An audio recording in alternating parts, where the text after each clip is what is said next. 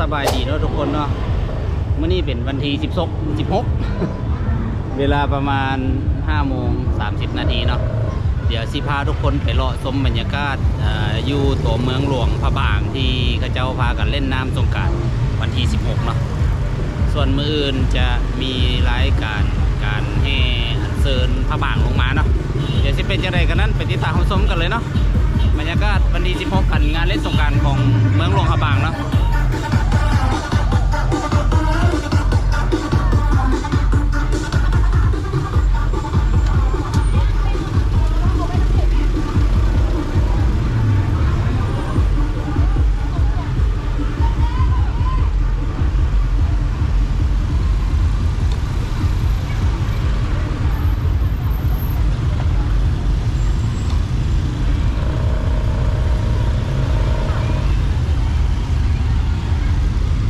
ทุกคนเรียบลงไปเรียบเส้นแคมน้ำคานเนาะว่าบรรยากาศสิคึกคืนหลายสำหรับนะทุกคน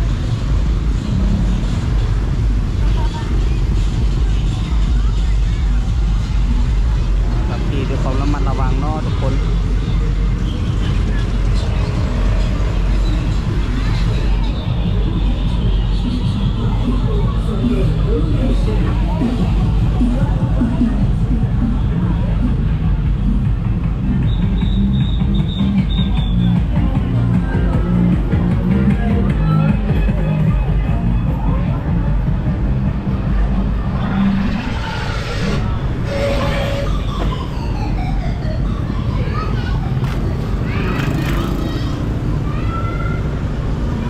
ซุปเย็นกันไปเนาะผู้ใดเล่นอยู่ทางโซนใดของประเทศจะคอมเมนต์มาบอกกันเลยเด้อพี่น้องทางฝั่งไทยเล่นอยู่ใส่บรรยากาศคึกคืนบ่บรรยากาศคอมเมนต์แชร์ประสบการณ์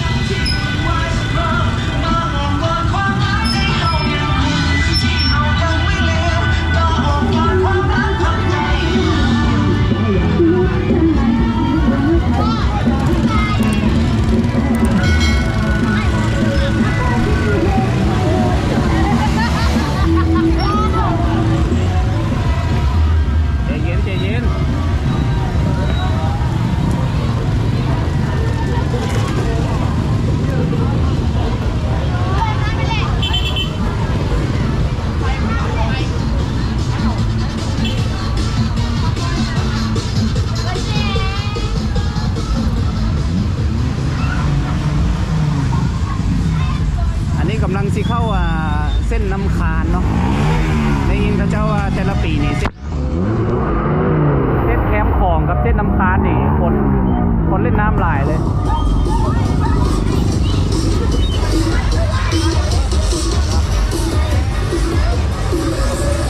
ภารกิจเสี่ยงตาย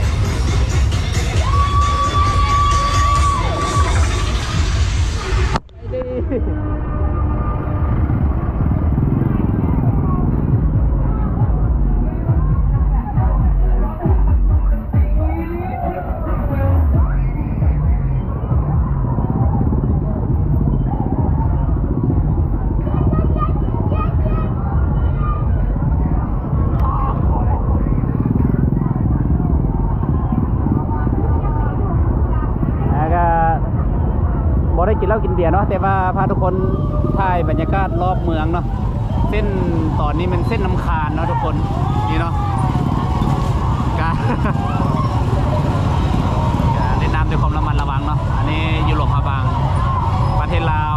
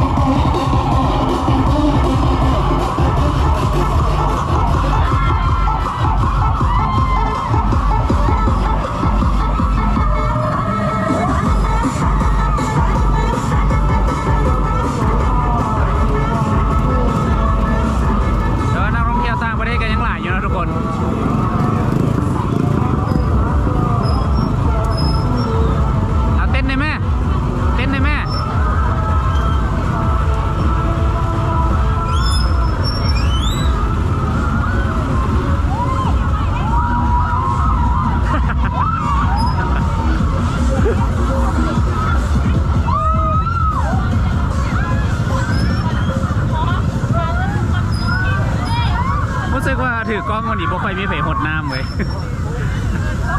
ต้องใส่กระเจ้าอ่ะนะยันกล้องเฮาเปียกสิบ่ก็ถือว่าถือกล้องมา3-4 มื้อนี่เท่าไหร่บ่ค่อยถึกสาดน้ำนี่ทุกคนถือว่าคนหลวงพระบางนี่กระเจ้าค่อนข้างมีมารยาทที่ดีเนาะ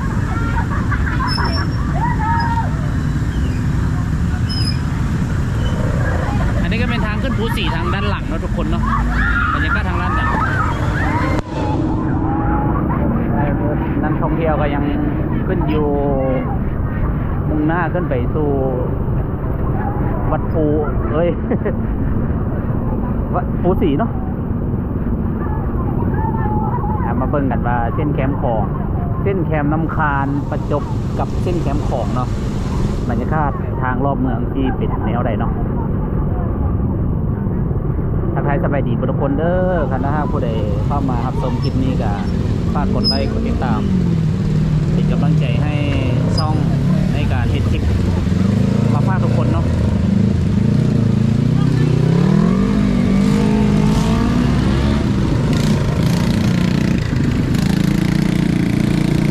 วัยรุ่นเล็กน้อยค่ะเด็กน้อยวัยรุ่นก็ถือว่ายังประเพณีเก่าเนาะเพราะว่าอยู่บนใดกายที่รถขนเมืองเนาะ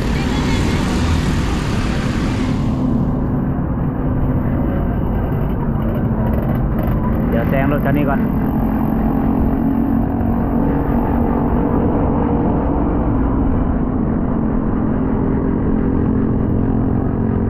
อาจมีล้มตีเด้อหน่อยหนึ่ง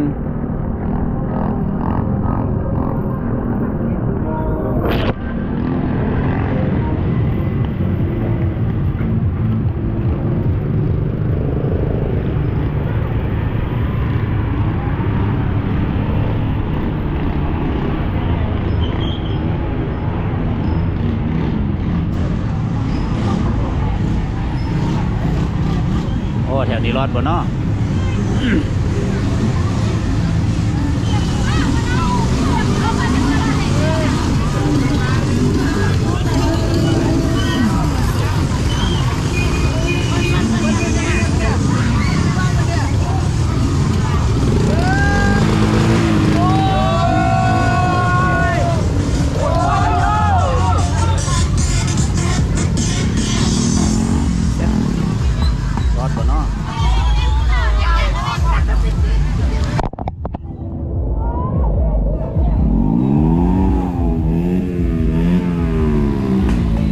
สิบุทึกฐานเนาะทุกคน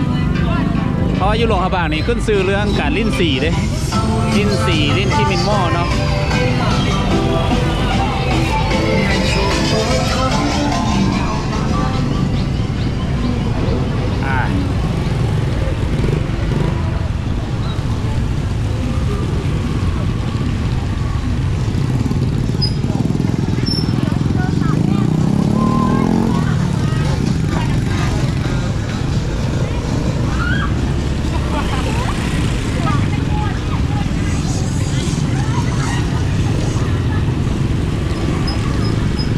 แล้วรอดเส้นน้ำค้านนี่ก็คนโบค่อนข้างคนโบค่อยคืนเพราะอะไรเพราะว่าบริเวณเส้นน้ำค้านนี่มันจะเป็นโรงแรมซะส่วนใหญ่เนาะทุกคนมันก็เลยแบบว่าบางหูบางตานะเพราะว่าเส้นอยู่ใจกลางเมืองหันแม่นค่อนข้างหนาหูหนาตาเพราะว่าแถวนั้นมันเป็นบอนซุ่มนุ่มของวัยรุ่นเนาะ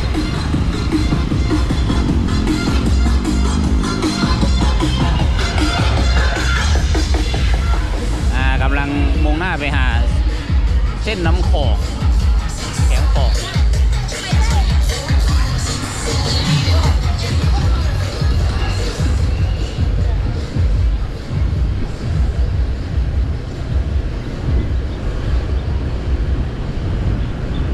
กำลังไปหาน้ำของแล้วทุกคน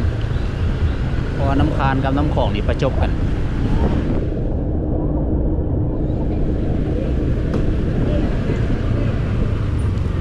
มาลุ้นกันเส้นนี้สิเป็นอะไรเนาะน้ำของแล้วนะทุกคนตอนนี้เพราะอยู่ทางด้านหน้านี่จะเป็นน้ำของเพราะว่าทางเส้นตัวนี้นี่มาตัดกับน้ำของแล้วทุกคน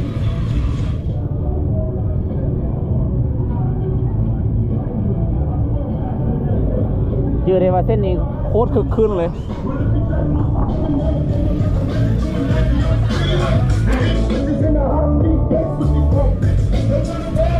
นี่เนาะน้ำของเนาะทุกคนประจบกับน้ำขานเนาะอันนี้ก็เป็นบรรยากาศรอบเมืองเนาะทุกคนส่วนเส้นไหนหันจะบ่เข้าไปเพราะว่าเส้นไหนหันมันคนแน่นเหลือเกินแน่นจนคนเบียดกันนักหนาสาหัสแหงเส้นนี้ก็โอเคอยู่เนาะหลายบางหูบางตาอยู่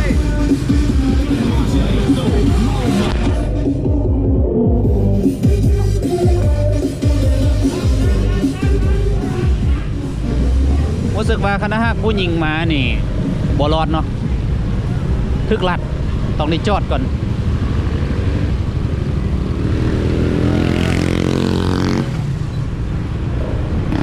ก็อยากเชิญชวนทุกคนมาเที่ยวเมืองหลวงพระบางเนาะเพราะว่าจะเป็นเทศกาลใดก็อยากให้ทุกคนลองมาสัมผัสลองเบิ่งเนาะว่าคนหลวงพระบางน่าฮักสังเกตเห็นเขาเจ้าค่อนข้างให้เกียรตินักท่องเที่ยวให้เกียรติผู้มาเยือนเนาะเพราะว่าจะเป็นคนในพื้นที่ที่เขาเจ้าเล่นน้ำเล่นอย่างกันนะเขาเจ้าค่อนข้างมีมารยาท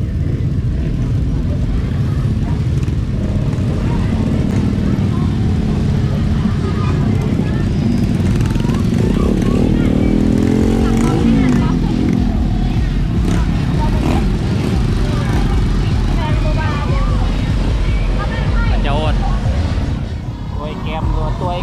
ค่อยญาติเขาเจ็บ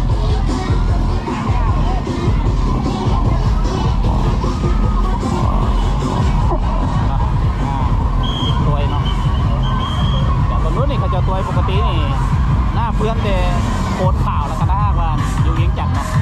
อันนี้อยู่นครหลวงพระบางนี่รู้สึกว่าเขาจะตัวแบบมีมารยาทนะ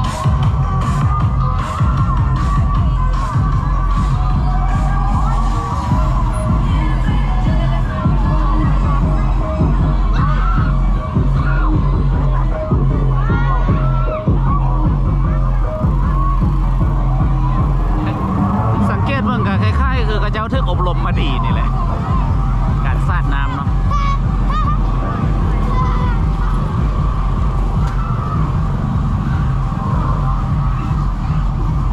เดี๋ยวนี้เริ่มจะติดแล้วเนาะ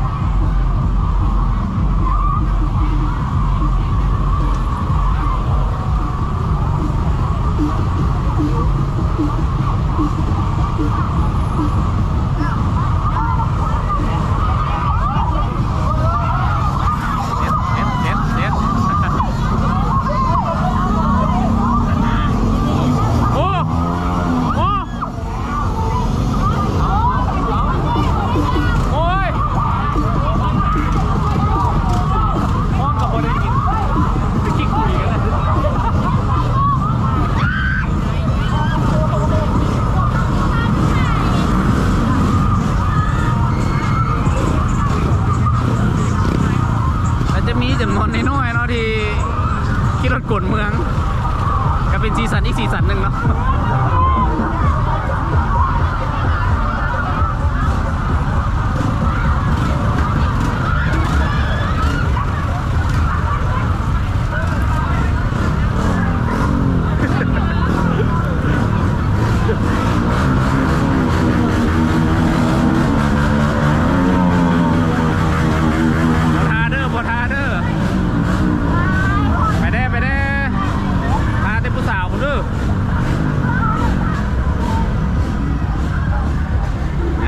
ต่ำอย่างว่าเองนะ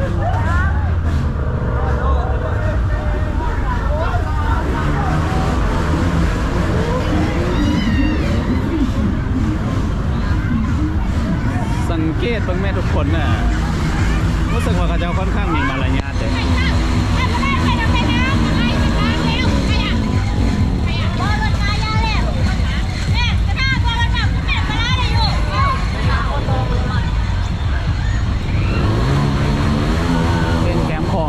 คือเกินโบเพเส้นกลางของตัวเมืองเนาะ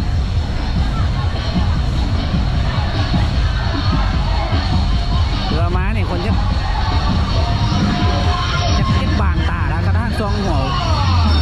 วเบนนี่คนค่อนข้างหนาตาเลย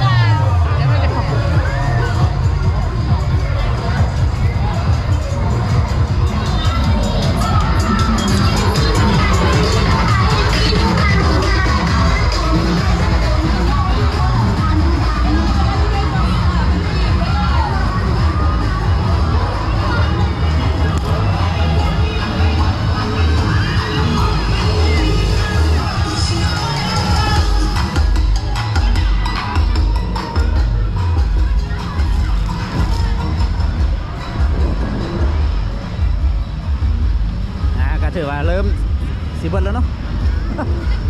บรรยากาศคือคืนนี่เนาะเป็นบรรยากาศที่เราบ่ค่อยได้เล่นสงกรานต์เล่นน้ำมาโดดเลยเพราะว่าสถานการณ์โควิดเนาะทุกคน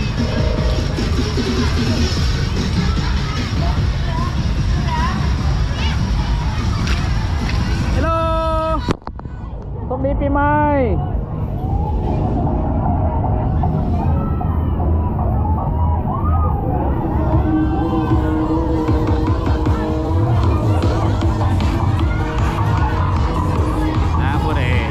ดีก็โซหุ้นเนาะ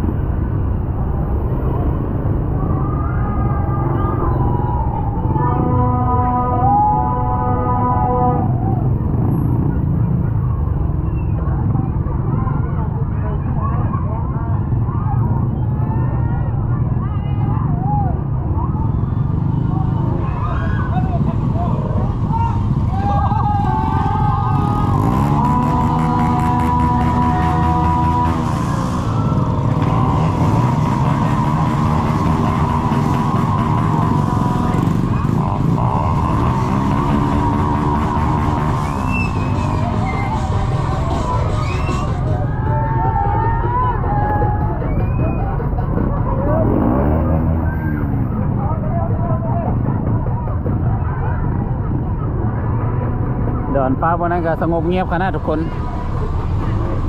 ถ้ามีโอกาสก็จะข้ามไปถ่ายภาพบรรยากาศให้ทุกคนได้เบิ่งเนาะ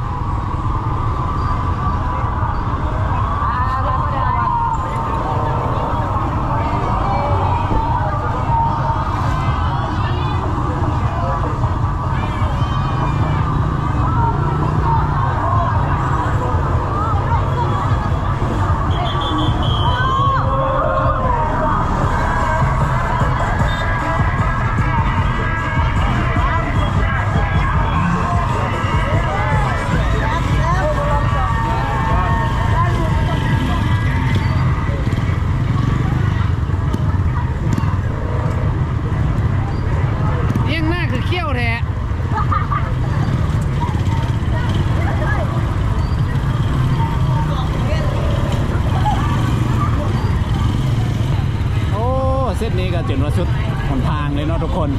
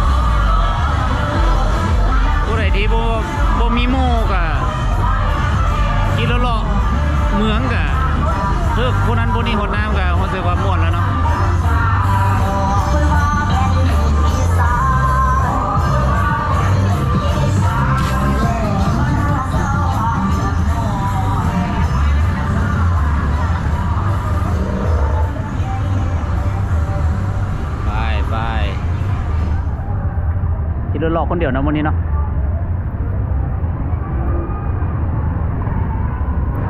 แต่แถวนี้ก็เริ่มเงียบละเนาะ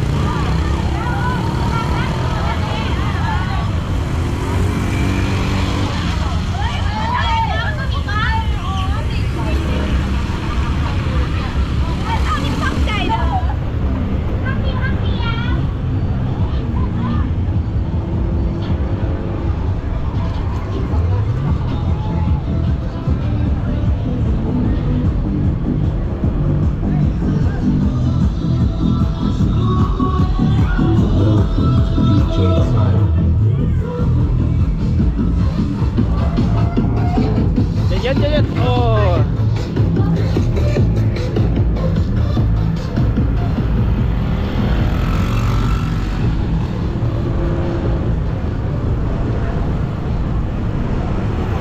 น่าจะเบิดแล้วนะทุกคนเนาะโบเฮ็ด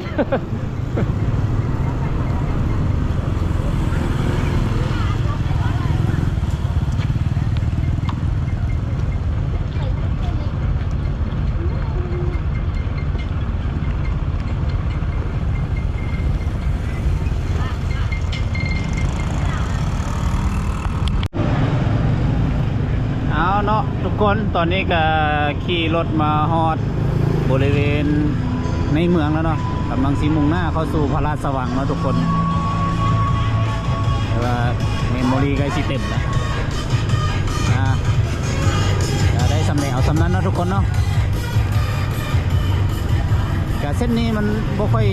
มีบรรยากาศที่คือขึ้นพอปานไหนเนาะเพราะว่าตัวนี้มันอยู่เส้นแทบนอกเนาะมันจะเป็นบริเวณจอดรถเพราะว่าอยู่เบื้องนี้ก็จะเป็นวัดหอเสียงเนาะ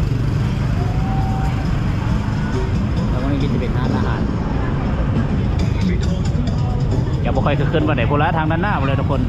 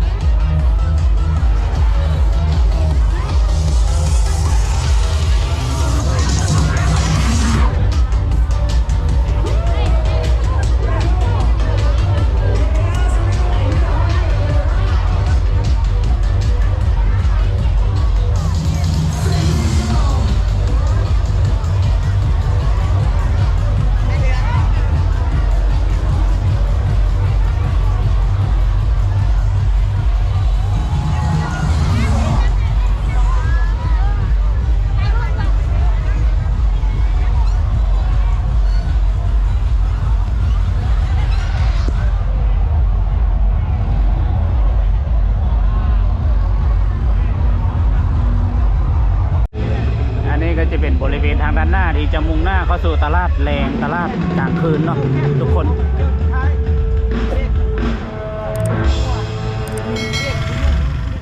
นะทุกคนสำหรับคลิปนี้ก็จบคลิปไปเพียงซ้ำนี้เนาะเป็นเอาเลยจบคลิปไปเพียงซ้ำนี้ผู้ใดที่มาคลิปนี้กดไลค์กดติดตามเพื่อเป็นกำลังใจให้ในการติดคลิปครั้งต่อไปเนาะสำหรับคลิปนี้ขอตัวลาไปก่อนบ๊ายบาย